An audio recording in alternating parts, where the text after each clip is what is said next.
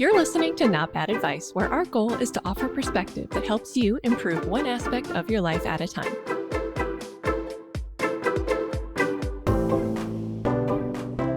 I'm Pamela Lund. And I'm CK Chung. And we hope that after listening, you'll think, hey, that's not bad advice.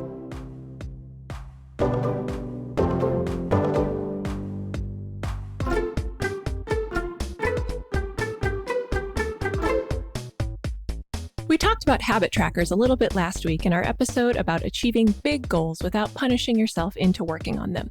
And there was so much more that we wanted to say about habit trackers, so that's what we're going to do today. And maybe you don't think that you need to build any habits, but I know that there is something that you want to achieve, some bigger goal that you have in your life. And getting there will require that you take steps towards achieving it every day. And guess what? Taking those steps every day means building new habits. So let's talk about habits. A habit is anything that you do without thinking about it. The dictionary definition is an acquired mode of behavior that has become nearly or completely involuntary. And that involuntary part is really important. You need to do things without thinking about them, so they are just part of your day, rather than being something that you have to convince yourself to do regularly. And we're building new habits all the time. But they're usually things that aren't beneficial to us. Maybe you have a habit of having a couple of drinks every day after work, or grabbing fast food for lunch. You don't think about doing it anymore, you just do it. That's a habit. And building those kinds of habits is far too easy. So we have to be really conscious about building healthy habits to counteract our tendency to build less healthy ones. There are multiple involuntary habits that I have built, doing things like push-ups every day, writing for 30 minutes a day on side projects. These are all things that I have just been working over the last few months to build into my day. Journaling in the morning, doing oracle card readings to get my perspective for the day. Are there any habits that you have built into your day that are now involuntary? Yeah, pretty much most of what I do throughout my days have become habits and routines. That's what I like to do. I like to create these routines or iterate and optimize on them so that they become more efficient and you create better and better routines and habits. So this covers everything from smiling the first thing I do when I wake up and then meditating to my daily yoga and sun salutations habit and more meditation and breathing exercises. And then throughout the workday, I have my routines of specific scheduling of work hours and breaks where I have a habit of movement or exercise during my breaks. So yeah, there's a lot.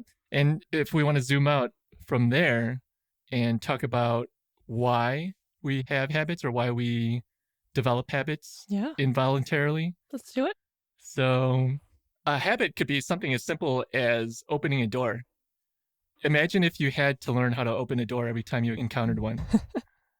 So a habit is useful so that your brain doesn't have to compute all these different things that it has to do every time it encounters something. So continuing with the example of the door, after the first time you see a door, you have a better idea of what a door does and what you have to do with it. And of course, every time thereafter, you know how to use a door, and then you don't even think about how to use a door. And that's just one example, but that's a simple way to illustrate how habits develop. Sure. There's some annoying things that I've developed as habits. Along that vein, we have 2 drawers in our house, and one contains tinfoil and Ziploc bags, and the other one has dish towels. And every time I want a dish towel, I open the Ziploc bag drawer. And every time I want a Ziploc bag, I open the towel drawer. And they have been the same drawers for 11 years. But at some point, for some reason, I learned them wrong, and I cannot break that habit.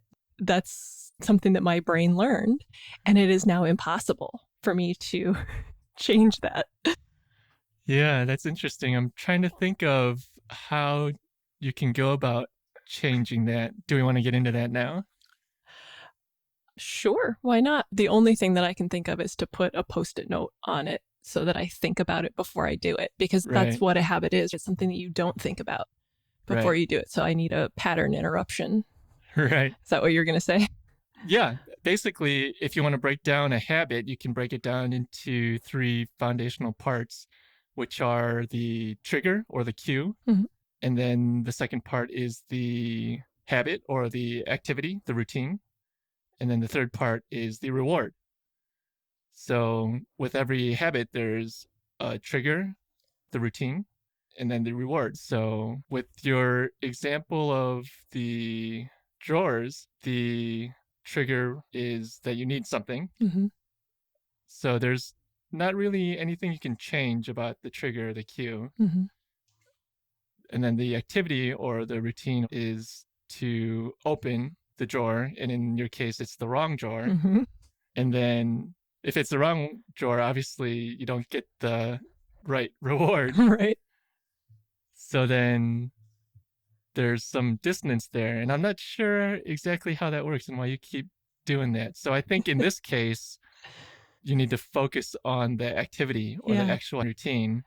And maybe even stepping back before that, like you were saying with the Post-it note, it might be part of the cue or trigger. So maybe not necessarily, because the cue or trigger is you needing whatever it is in that drawer. So there's maybe something between that cue and the habit where you have to insert that pattern interrupt, like you were saying. Yeah. Yeah, I think maybe you already know what you need to do. I hadn't really thought about it until now. It wasn't really a big problem. It was just one of those annoying little things. But that's Right, what habits are. They are little things that we do every day. And they're things that we don't think about. Maybe you do right, think about it, but that's what they are. They're things that become something that we do without thinking about it. And they take time and repetition to develop. right. And they could have benefits or drawbacks depending on what the habit is. Yeah, it can be completely neutral. Like if every time you walk into a room, you hit a light switch, even if the light is already on, that's a habit. And Right, it's not beneficial or negative. It's just annoying. right. And like the drawer thing, it's just annoying. So there's some that are neutral, but they can also be beneficial or detrimental. And that's another thing about habits is that the reason your brain starts creating these loops and awareness of these patterns is so you don't have to think about them every time that you do the action. Right. So with the door example, you don't want to have to think about how to use a door every single time that you encounter one. So your brain starts developing these patterns and then you develop a routine and then you develop the habit. So when you first encounter an activity and you don't have a habit for it yet, your brain's taking up a lot of energy to decide what to do about it. And then once you start creating those patterns, the cognition moves toward a more unconscious part of your brain, the basal ganglia, which is in your brainstem and your primitive brain area. And this is where it becomes unconscious and more habitual. Mm-hmm.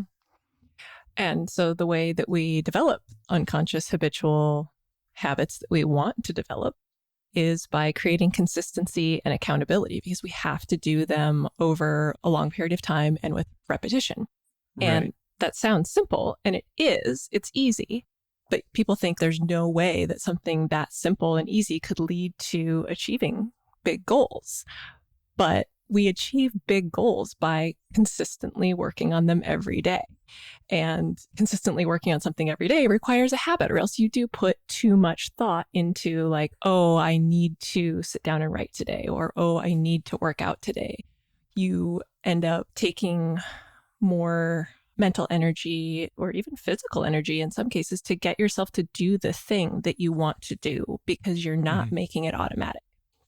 Some examples of things that I have done by working in tiny increments every single day is that I started doing 2 30-minute increments of work every day on this show, my budget coaching service that is coming out, and some of our other creative projects. That's just 2 30-minute increments a day, but I didn't have to think about doing them. I created the habit that every single day I'm going to do 30 minutes. And it's an incremental thing. And it's very easy to think that there's no way that you could get anything done in 30 minutes. But when it is 30 minutes every single day, that's 15 hours in a month. And that's huge. And that time comes out of nowhere because you do have 30 minutes in a day where you're usually looking at Twitter or whatever. And so making that habitual leads to a lot of work at the end of a month. Mm-hmm. Do you have any examples of big goals that you've achieved with incremental work? Yeah, the biggest one that pops up in my head is my program that I developed with EvoThrive and the 90-day health program called Net90. And I basically started it off by writing each day's content the day before or on the day of. And it took anywhere from an hour to 2 hours. And the thing is that I had this huge goal of creating this course, basically a 90-day course. And I had been thinking about it for a while, years even before I started doing it. And I could never get it started because it was a huge endeavor. But once I decided to start it and just do it and get people into the alpha program, it first of all created that external motivation for me. But second of all, doing it daily and coming up with the content each day helped in the way that it was a small enough task that it wasn't paralyzing to me so that I could get it done. And the added motivation of people being in the program also helped me out. But at the end of it, after 90 days, I created this whole 90-day program, and it spanned like over 45,000 words, which comes out to a 150-page book or something like that. So yeah, I was just spending an hour or two a day on this, and after 90 days, pretty much created a course or a book. And if you had sat down and thought, I'm going to do all this work and build this huge course and made yourself work for 6 hours a day on it, it would have been too much. It would have been overwhelming. You might not have ever started or finished it. Yeah, I get anxiety just thinking about it. And it doesn't even have to be something huge like that. You can achieve smaller goals. Like I wanted to be able to do proper form push-ups. I could only do them on my knees. So I used a habit tracker to do what I could every day with push-ups. And so I started with 10 push-ups on my knees every single day, and then worked up to being able to do a couple of proper form push-ups off of my knees. And then over the course of using a habit tracker to do the bare minimum of what I could do every day for push-ups, now I can do 10. And it's just incremental movement. Right. Yeah. So let's get back to the habit trackers then, and how you can use one to do that little bit every day. So you come up with a few things that you want to do every day, and they need to be, I like to say, the bare minimum, like literally what is the least that you can do to achieve what you want to do, because you don't want to make it too much. You want to start with what's the bare minimum. And if you do more, then that's great, but only commit to doing what is the lowest bar for the day, because you're going to be doing this every single day, or at least most days in the month. So you use a habit tracker and you figure out what are these bare minimum things that you want to do, and you put those on the habit tracker. And then every time you complete the activity that day, you check it off on the habit tracker, and it feels really good. And that's basically it. But there's more psychology going on in there than that, but really just checking it off feels great. And at the end of the day, seeing that you have completed all of these things on top of your normal work or whatever is really rewarding. And you can use an app. There's tons of apps out there. You can use a spreadsheet. You can use a grid on a piece of paper. It really doesn't matter what you use. But for me, seeing it on paper is much more motivating. So we've put up a downloadable and printable Not Bad Advice habit tracker that you can find with a link in the show notes. And it's the tracker that I use. And I use colored pens when I'm checking things off. So I use a green pen to fill in the square when I do the habit. If I don't do the habit, I fill in the square with red. And then on the days when I actually planned not to do it, I will black it out. You don't have to get this intense. You can just mark it off when you do it and leave it blank when you don't. But I like having the color coding. It's motivating to me. And speaking of motivation, let's talk a little bit about the psychology of why these habit trackers work. So the first thing is that it gives you external motivation. And if you have read The Four Tendencies, you will know your motivation style. If you haven't read it, I really recommend it. It was a life-changing read for me. I learned that I'm an obliger, which means that I am externally motivated.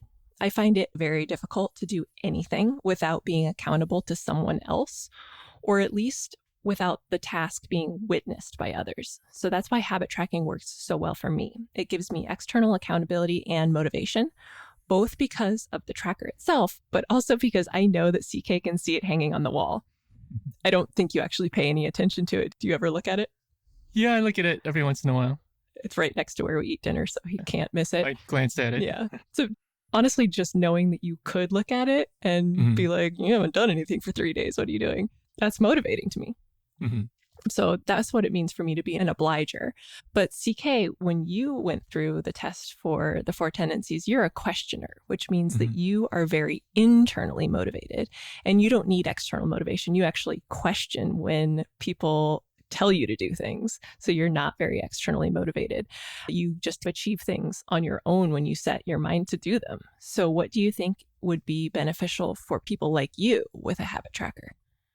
Yeah, the thing is, as a questioner, I believe it describes someone who is internally motivated, like you said, but also resists external motivation. Mm-hmm. So basically, it's right there in the name. I question everything that comes at me externally. Everything that I tell you to do.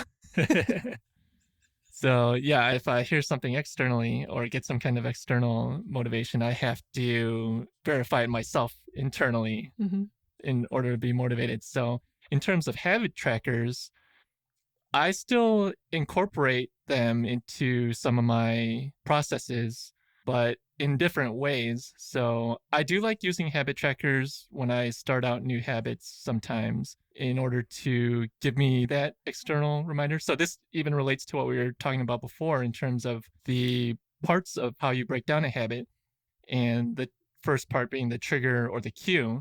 If you have an external motivation that you can see to help trigger or cue your action or activity for the habit or routine that you're trying to develop, then that could be beneficial in terms of having that in place to motivate you externally. Sure. So for me, it's more, I need the reminder, but it's also the accountability. Whereas for you, it's more the reminder. You are accountable on your own. You don't need that portion of it. It's more of the cue. Right. And oftentimes I find that once I have the habit or routine down, I can let go of the tracker pretty quickly. Like I usually get into a habit or routine fairly quickly. Yeah, you're very routine oriented. I thought I was until I met you. And I've learned I'm definitely not compared to you. So the next part of the psychology of why habit trackers work is that you get an immediate reward for checking things off. When you're working on something that's longer term, you don't see an immediate payoff from doing the work. So it's really hard to stay motivated. Humans just like immediate gratification. That's the way that we are built. But you can trick yourself into feeling gratified by rewarding yourself for each baby step. And our brains love these rewards, and anything can be a reward.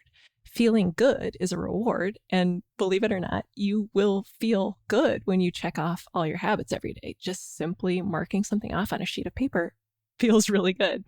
And we went into this in more detail in the last episode, so check that out if you haven't. And then to expand on that, I look at my tracker at the end of the month, and that gives me a huge reward, like seeing all of these green squares and thinking about how much I did in tiny increments. It's massive. Last month, I did a couple of 100 push-ups with hardly any effort. And I spent 15 hours reading for enjoyment by committing just reading the one chapter a day. And 3 months ago, I would have told you I never had time to read. So you get this massive reward at the end of the month. Yeah, it has a lot to do with present bias, like the immediate gratification that you mentioned.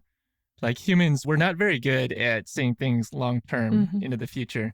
So that's why a lot of people have issues with saving money Yep. and retirement plans and stuff like that. We are tuned to get immediate gratification.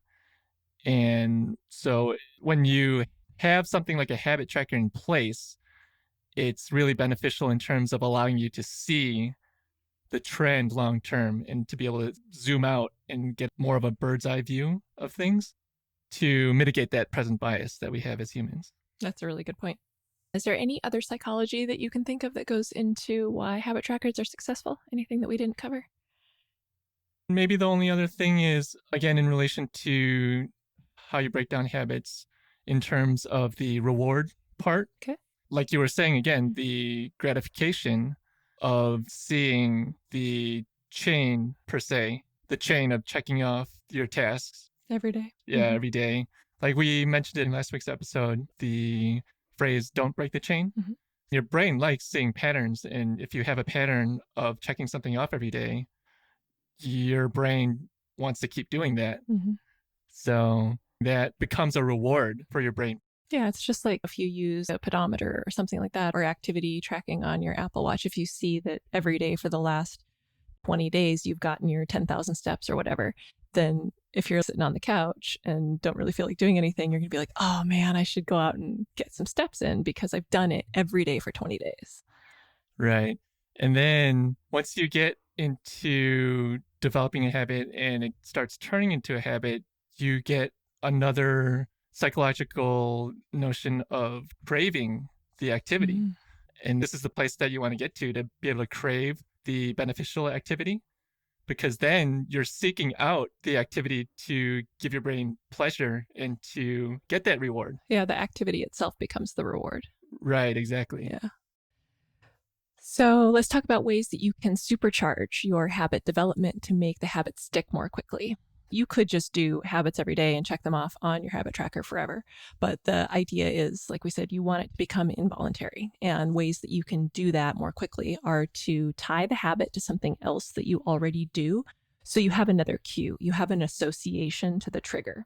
Instead of just saying that you want to do 10 push-ups every day, you would say, I want to do 10 push-ups before lunch. Or instead of saying, I want to walk 30 minutes every day, you say, I'm going to take a 30-minute walk after dinner. Or instead of just saying you want to journal every day, you say, I want to journal while having coffee. So the coffee is an associated trigger for the journaling. So then every time you have coffee, you start to think about journaling. Mm-hmm. So the habit tracker becomes less of the trigger and the coffee starts to become the cue or the trigger for that habit. And there are things that I have had on my habit tracker and have been doing every day for the last 2 months that have still not become involuntary because I have not tied them to something specific. I just do them at some point during the day. Sometimes it's after dinner, before I'm going to bed, I'm like, crap, I didn't do my push-ups or whatever. And I know that it's fine. It's one reason that I use the tracker, because I know that I need it for that reminder. But if I were to associate them and make them more specific to points during my day, I would have to think about it less and I would develop them actually as habits more quickly. Mm-hmm. The other thing that you need to do is to remove obstacles that make the habit harder.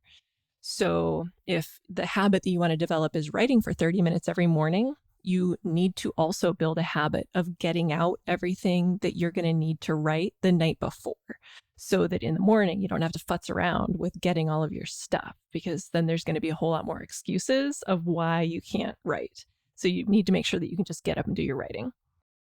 A lot of people recommend, if you want to start going to the gym, to lay out your gym clothes the night before so that you don't have to think about it anymore. Yeah, I've heard of people that even sleep in them. Right. And psychologists call this removing friction. Yeah. Is there any other supercharging habit tips that you have?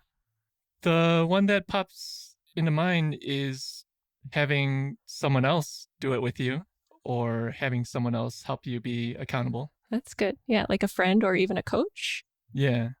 That just adds on to the external motivation factor and accountability factor. Yeah, that's a good one. So there's a few things that you don't want to do when using a habit tracker. The first thing is, do not mark off the thing as you're on the way to do it. It's really tempting, like maybe I'll be on my way to do push-ups and I'm like, I'm going to go do them, so I'm going to mark it off. But if you don't wait until you're done doing the thing, you don't associate completing it with the reward. And you can even lose motivation between checking it off and actually doing the thing. You can get distracted or forget. So it's definitely important that you do not mark it off before you actually complete it. Yeah, I believe psychologists call this self-completion theory. And basically your brain thinks that you already did it. Yeah. So there's no motivation to do it. Yep. And checking off a box is actually that much of a trick for your brain to think, okay, I already did it. I don't have to go actually do the push-ups. Yep. The other thing is, don't wait until the end of the day and then mark everything off. You want to associate checking it off with completing it so you get that immediate gratification. As soon as you get done doing it, go mark it off. You need that association. Yeah, you need to get that reward. Yeah, immediately, as quickly as possible. The other thing is what CK mentioned earlier, which is don't break the chain. And that's a saying that habit tracker people use to cue you to not miss a day.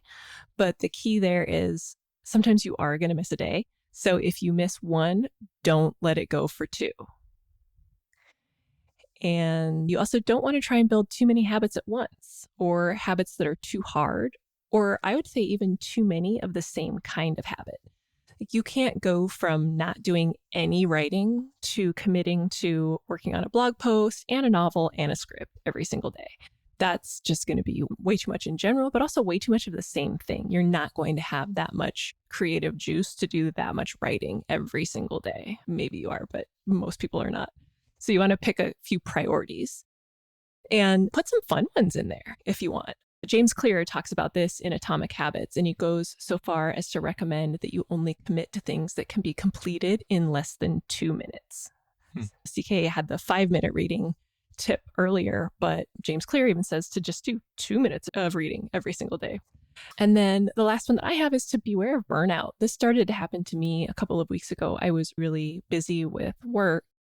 And even though the things that I have on my habit tracker are the bare minimum, doing these things every single day on top of other stress was starting to wear me out. So you can consider building in off days if they make sense.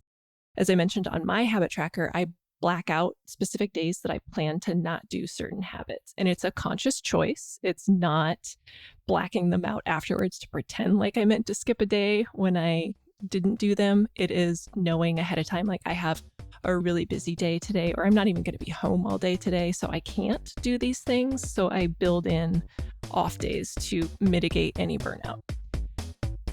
Do you have any other don'ts that you want to add in? I would say just try to remain mindful of your new habits or what you're trying to do, because oftentimes we can get into the cycle of doing something just to keep doing it because that's what you set out to do in the first place. So keep your goal and your values in mind, the reason that you started the habit in the first place, so that you don't develop a habit that you end up not needing or wanting in the end.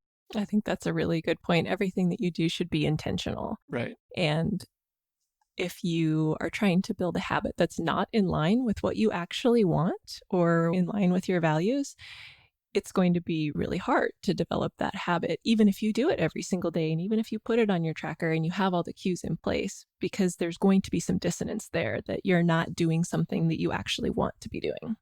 Exactly. All right.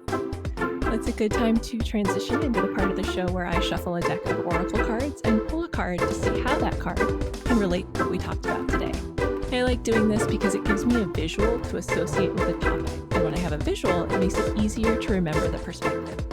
So let's see what the Nocturnal Oracle deck from the Creeping Moon has to offer us as a visual for building habits through consistency and rewards.